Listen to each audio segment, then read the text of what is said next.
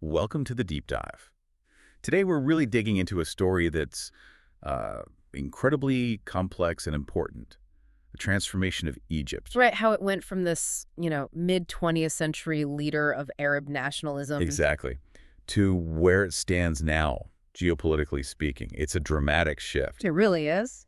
And what we found in the sources, well, it might challenge some common assumptions about the region. Definitely. Our goal here is to sift through quite a stack of materials, articles, research to trace these key shifts and maybe uncover some surprising facts along the way. And for you, the listener, the real question we want to unpack is this. How did a nation that was, right at the front of anti-imperialist movements, A real powerhouse. yeah, how did it transition into what some people now call a client state, seemingly more focused on policing its own people than pursuing traditional national interests? It's a huge question. It is, and we'll try to connect those dots, show how the past leads directly to the present, looking at all the different factors.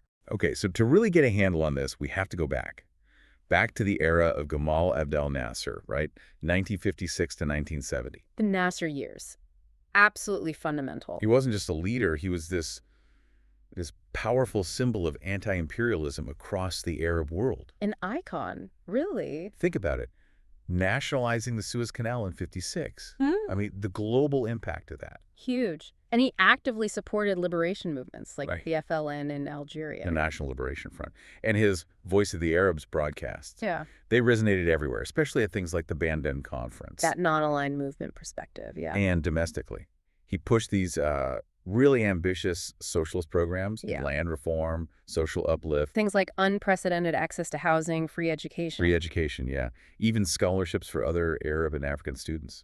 Jobs, healthcare, food security. It's often called a golden age, Yeah. especially for Egyptian culture.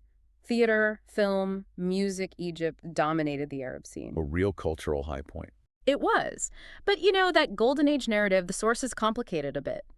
While Nasser's vision was inspiring, the economic reality, well, it started showing cracks around 1964-65. How so?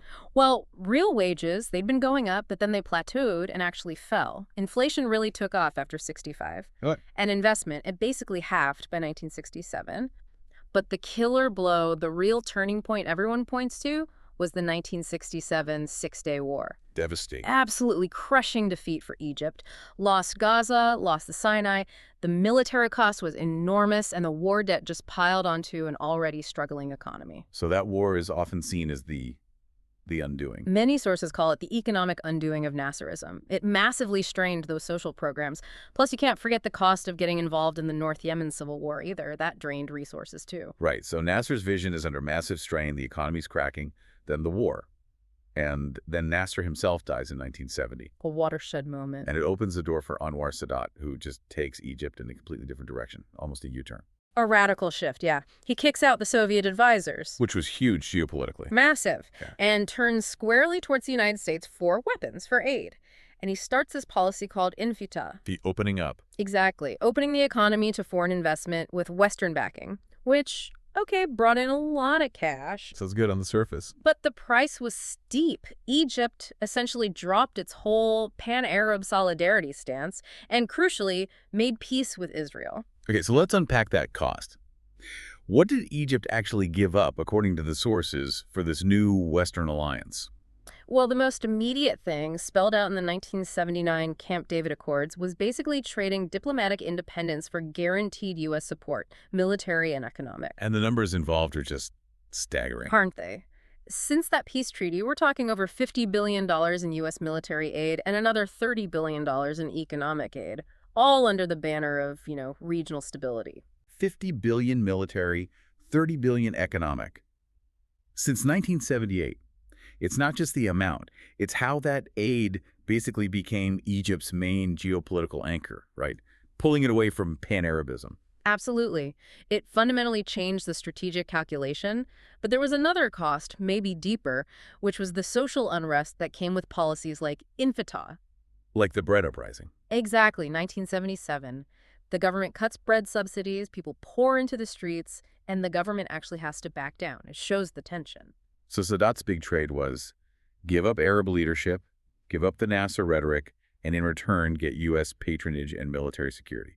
That sums it up pretty well. And Yeah. for you listening, it's key to see how this setup just solidified under Hosni Mubarak after Sadat. Right, Mubarak kind of kept it going quietly for decades. Yeah, Egypt stayed the course. U.S. ally, peaceful neighbor to Israel, collecting that aid, maybe $1 or $2 billion a year. The regime was authoritarian, definitely, but looked stable from the outside. Outwardly stable, yes.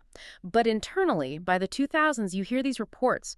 Ordinary Egyptians were really feeling its stagnant economy, rampant corruption, despite all that U.S. money flowing in. And then, of course, that outward stability gets shattered. The Arab Spring, 2011. As those 18 days, Egyptians really did seem to reclaim that promise of representation Mubarak never delivered. A powerful moment. Incredible popular will on display. But as we know, it didn't last. The army, the Supreme Council of the Armed Forces, SCAF, they stepped back in pretty quickly. Which brings us closer to the present day. The era of General, now President, Abdel Fattah el-Sisi. Right. After 2011, and especially after the coup in 2013 that removed President Morsi, Egypt was firmly back under military control, no question. And under Sisi, the sources talk about just an extraordinary level of repression domestically. Amnesty International called it an open-air prison for critics. What specifics really illustrate that?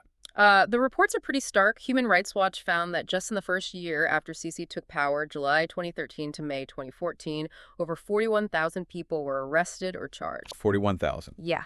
Many just held on these vague anti-terror charges under Law 107, often just for organizing protests. Entire groups labeled terrorists for peaceful action. Wow. And the human cost.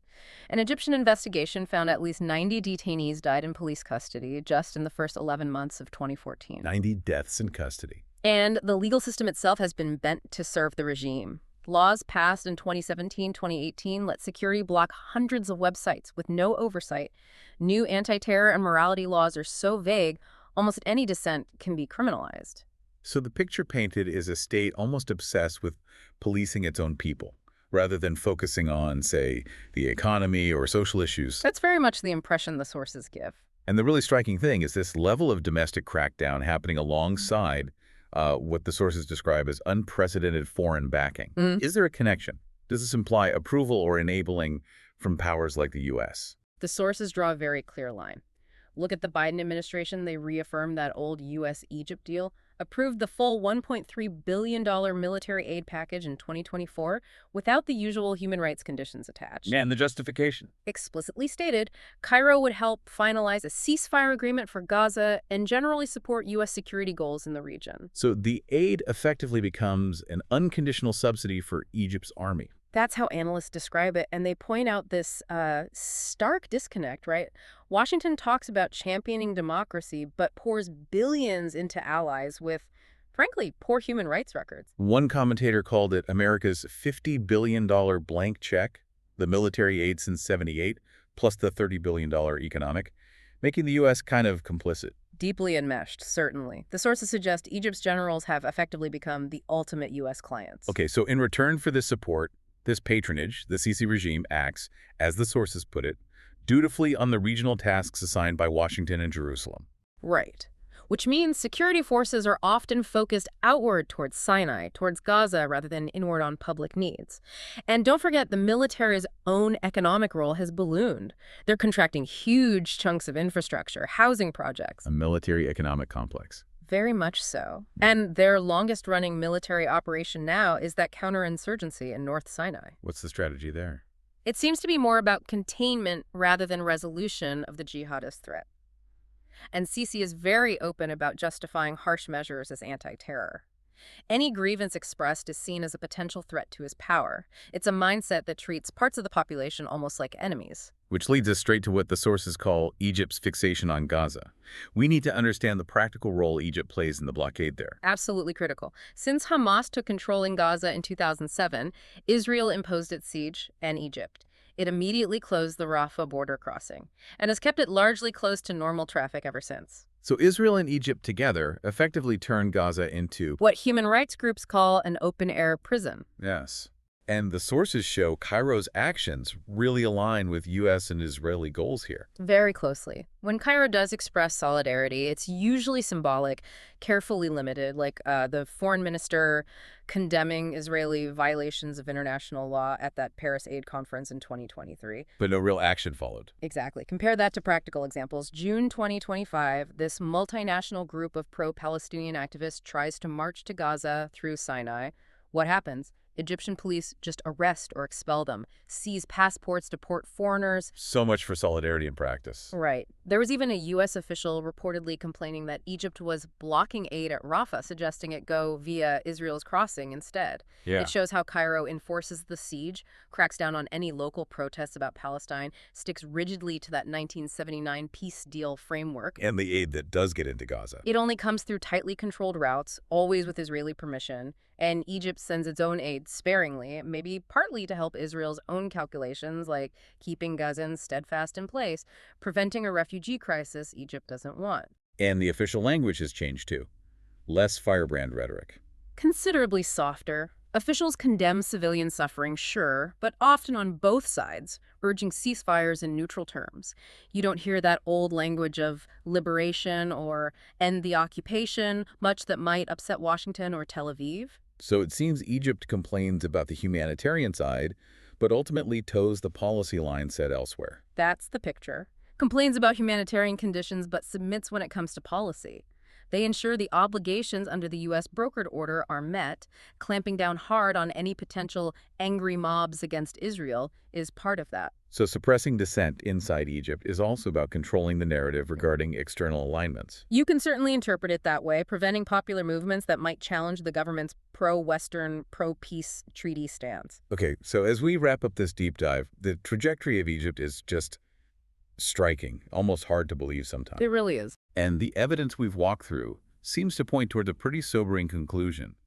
Egypt's current government acts much more like a client of Western and Israeli power than an independent nation charting its own course. Yeah, the state's overwhelming focus, as we've discussed, seems to be policing. Against Islamists in Sinai, sure, but also labor unions, students, anyone showing solidarity with Gaza. It's not focused on development or reclaiming that old Arab leadership role. And that U.S. military aid is so crucial. It functions as a direct lever, essentially. Yeah. U.S. and Israeli demands carry enormous weight in Cairo because of it. Remember that former U.S. official calling this period, despite all the foreign support, the most repressive era in its modern history. That's a powerful statement. It is. So the final thought for you, the listener, to maybe mull over. What does it actually mean for a country's sovereignty when its military gets billions from abroad and, in return, seems to dutifully carry out the wishes of external powers? Guarding a border, enforcing a blockade, silencing its own people. Has the state become, as some sources hint, a kind of hollow shell, primarily serving the interests of its patrons, rather than its own people's broad national interests? It's a tough question, but one that the sources compel us to ask.